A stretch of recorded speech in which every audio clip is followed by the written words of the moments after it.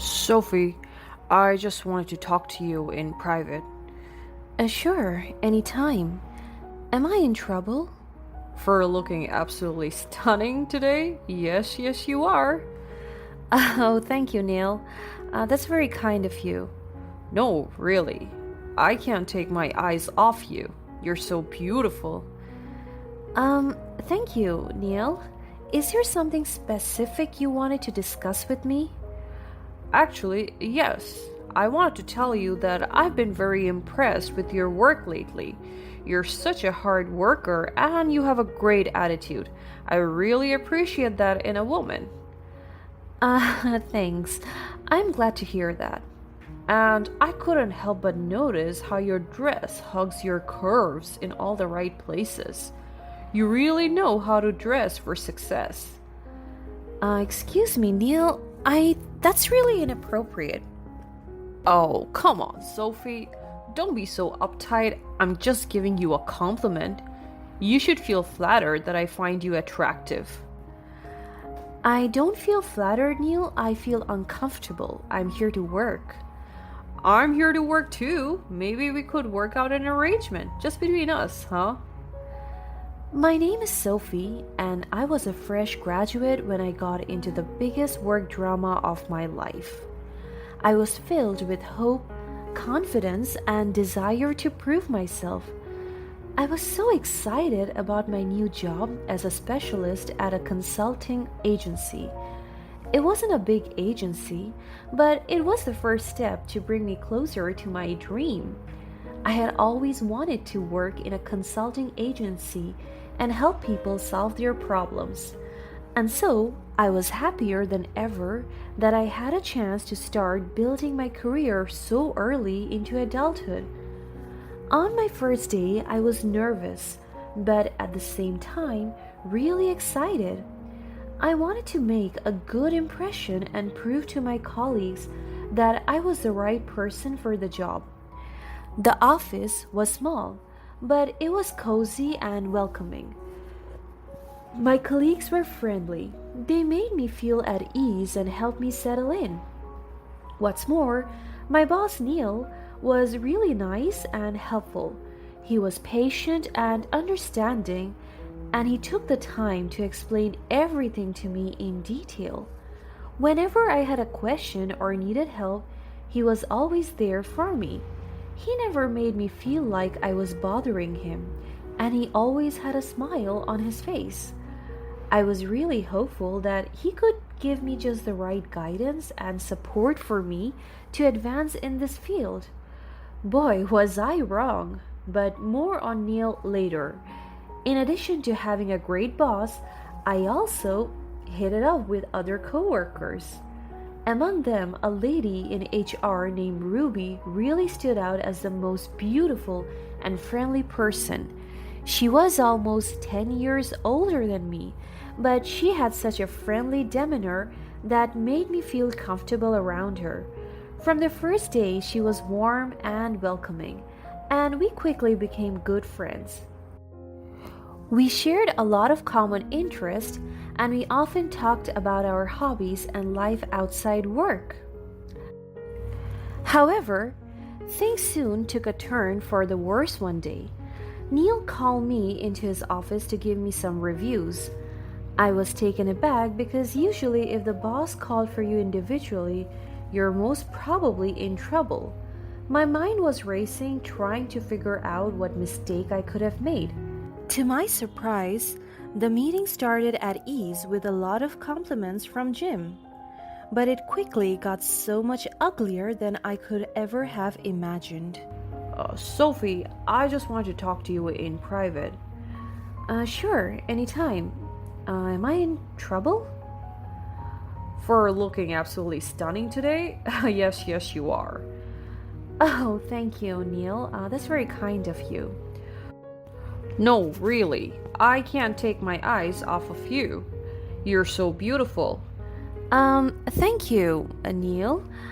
Is there something specific you wanted to discuss with me?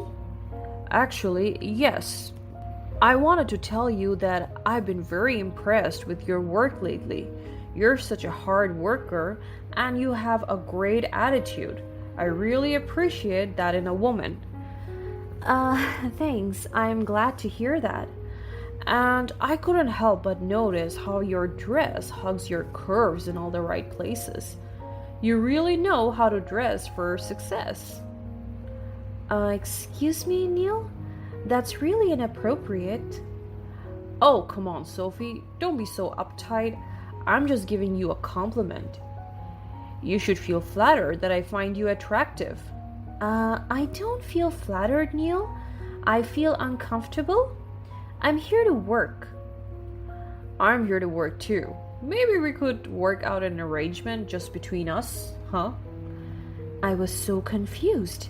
I couldn't even react even though I was deeply uncomfortable. Then he got closer to me and touched me inappropriately where my waist and hips were. I fought back, scolded him, and stormed out of his office. I was petrified. I was too scared to tell anyone about it except for Ruby. She was my closest friend at work and the only person I trusted enough to confide in. I told her everything that had happened and how I was feeling. She listened patiently and told me that she would take care of it. She advised me to calm myself down and not to worry too much. I felt so grateful for Ruby that day. I started spending more and more time with her. I was literally relying on her for protection.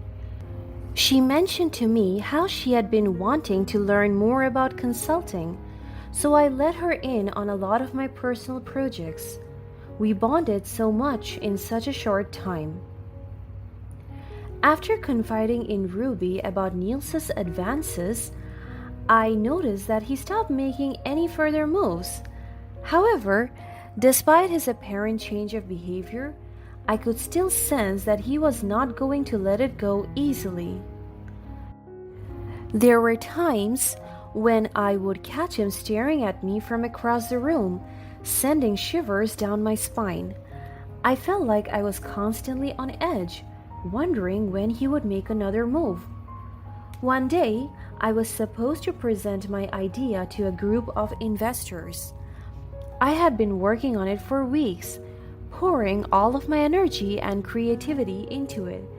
I could feel Neil's eyes on me, and I felt like I was about to break down. Just when I thought I was going to push through, Ruby stepped in. She took the stage and talked about my idea as if it was hers. She spoke with confidence and charisma, captivating the audience with her words. I was in awe as I watched her take charge, commanding the attention of everyone in the room. Worst of all, she said it was all her idea. I felt betrayed, but I couldn't do anything about it. I then realized how much she was using me, taking advantage of my vulnerabilities. I blamed myself for being too naive. How could I trust her so much? She didn't even report what Neil had done to me to HR, and she worked in HR. It was a ridiculous situation, but I only had myself to blame. It was truly devastating. After that, Neil once again called me into his office. As soon as I walked in, he had a cold and stern expression on his face. He started by saying that my work was not up to the mark and that I had not come up with anything useful in the past few months. I was taken aback by his words. The worst part was that I knew he was lying. He knew that my idea had been stolen by Ruby, but acted like I was all useless. I felt my blood boiling as I listened to Neil's lies. I knew that he was just trying to cover his tracks and get rid of me. It was a horrible feeling to be let go from a job that I had worked so hard for, but I knew that I couldn't stay in that toxic environment anymore. I packed my stuff and left that horrible company. As I left that office, I felt angry, frustrated, and betrayed. I knew that I had to do something to get back at Neil and Ruby. I couldn't let them get away with what they had done to me. So I took some time to reflect on my options, and I decided that I wanted revenge. I couldn't just let things slide like that. I started by doing some research on Neil and his company. I wanted to find out everything I could about him and his business practices. I also reached out to some of my former colleagues who had left the company and asked for their advice. They gave me some valuable insights and even offered to help me in any way they could. With this information, I decided to confront Neil. I called him, pretended that I was sorry, and asked what I should do to gain back my job. To my horror, he said that he would give it back to me if I went on a business dinner with him. I knew exactly what that meant, and I was disgusted. When I arrived at the restaurant, I was surprised to see Ruby and Neil sitting together at the table. There were also a few more guys there who I didn't recognize. I felt uncomfortable and out of place, but I tried to keep my cool and make small talk. As the night went on, I started to feel more uneasy. I noticed that Ruby and Neil were exchanging glances and whispering to each other.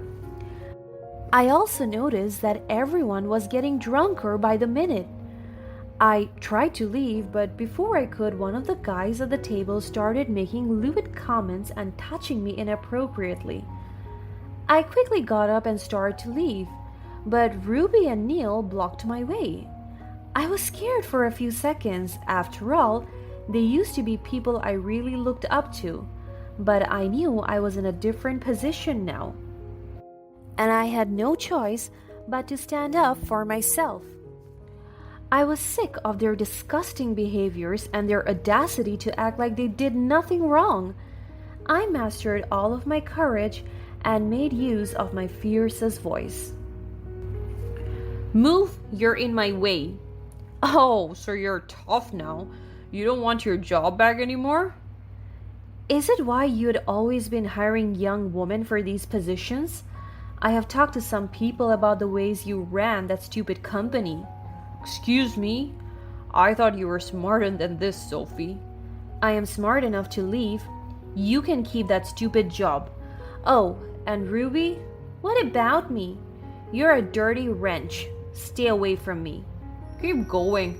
I'll tell everyone in the industry how useless you are. Good luck finding something new. I left and never turned back. I could hear their drunken laughters as I walked away. They were all entertained. They must have found it so funny that a fresh graduate like me stood up to them like I did. With Neil's threat, they sounded even more excited. They shouted from their table, calling me names and telling me how I had forever lost the opportunity to survive in this field. I couldn't be bothered because I knew a tiny secret that they didn't. I didn't risk my safety just to provide entertainment for them. I had a plan. They didn't know that I had purchased a tiny security camera with all the money I had left, and I had left it in the pocket of my t-shirt. I knew that something like this might happen, and I wanted to be prepared. When I got home, I reviewed the footage from the camera. It was blurry, but clear enough to serve as a proof of harassment. The recording was of really good quality too. Everything was recorded, from the sound of Neil harassing me to the drunken voices on the table to the part where Ruby was trying to seduce one of the wealthy guys. It was horrifying. I knew that I had to do something with this evidence. So I contacted a lawyer and showed them the footage. The lawyer immediately recognized the severity of the situation and took swift action. They helped me file a lawsuit against the company for allowing such behavior to take place in the workplace. It was a long and difficult process, but eventually we were able to reach a settlement. I was paid a substantial amount of money, and the company was forced to make changes to their policies and procedures to prevent such incidents from happening in the future. During the investigation, it was revealed that Neil had a history of harassment and had somehow managed to get away with it thanks to his disgusting alliance with Ruby. Of course, most of the former employees that I had contacted also stepped forward and voiced out their experience. Without their help, I would have never won the case as swiftly as I did. Both Neil and Ruby were fired from the company, as it was confirmed that they had been using their positions of power to manipulate and control others for years. They created a huge media scandal, and I doubted that they could get a decent job anytime soon. I was overjoyed to hear that justice had been served, and I was able to get my job back. But this time, things were different. I was given a much better salary and benefits, and I was treated with the respect and dignity that I deserved. It was a hard-fought victory, but in the end, I came out on top. After such a huge drama, I decided to take a break from the corporate world. I had always been passionate about helping others and using my skills to make a difference, and working as an independent consultant gave me the freedom and flexibility to do just that. With my experience and expertise, I quickly gained a reputation as one of the youngest professionals in the industry. I worked with clients from all over the world, helping them to achieve their goals and overcome their challenges. As my career grew, so did my confidence and my sense of purpose. I felt fulfilled and happy in a way that I had never felt before. Through it all, I never forgot where I came from and the struggles that had brought me to where I was today.